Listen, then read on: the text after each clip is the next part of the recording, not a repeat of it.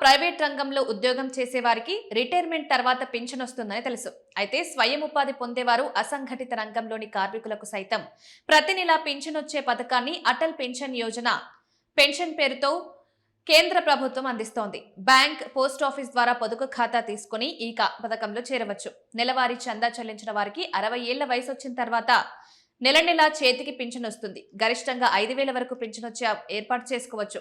అయితే ఈ పథకంలో చేరేందుకు యువత ఎక్కువగా ఆసక్తి చూపిస్తున్నట్లు పలు నివేదికలు చెబుతున్నాయి. మరి అందుకు గల కారణాలు తెలుసుకుందాం.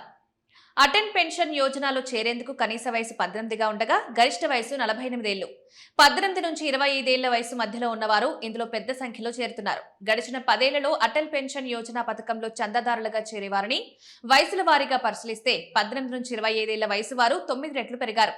ఈ పథకం 2015-16లో ప్రారంభించిన తొలి ఏడాదిలో 7.23 లక్షల మంది చందాదారులుగా చేరగా 2024-25కు వచ్చేసరికి ఆ సంఖ్య 54.47 లక్షలకు చేరినట్లు కేంద్ర ప్రభుత్వం తాజా నివేదికలో వెల్లడించింది.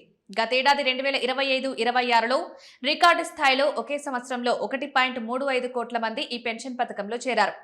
ఏపీవై పథకం ప్రారంభమైనప్పటి నుంచి 2026 మే వరకు దేశవ్యాప్తంగా 9.1 కోట్ల మంది చేరారు. వీరు కట్టిన చందాల విలువ 54,000 కోట్లకు చేరుకున్నాయి. అత్యధికంగా ఉత్తరప్రదేశ్లో 1.16 కోట్ల మంది, బీహార్లో 70 లక్షలు, మహారాష్ట్రలో 58, ఏపీలో 40, తెలంగాణలో 28 లక్షల మంది ఈ పథకంలో చేరారు. ఈ పథకంలో ఎంత చిన్న వయసులో చేరితే అంత ఎక్కువ పెన్షన్ పొందేందుకు అవకాశం ఉంటుంది.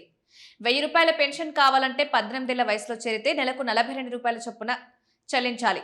25 ఏళ్ల వయసులో చేరితే 76 రూపాయలు, 30 ఏళ్లకు చేరితే 116, 40 ఏళ్లకు చేరితే 291 రూపాయలు చెల్లించాల్సి ఉంటుంది.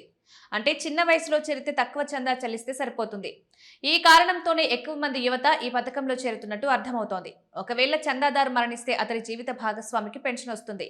ఇద్దరు మరణిస్తే నామినీకి 8.5 లక్షలు చెల్లిస్తారు.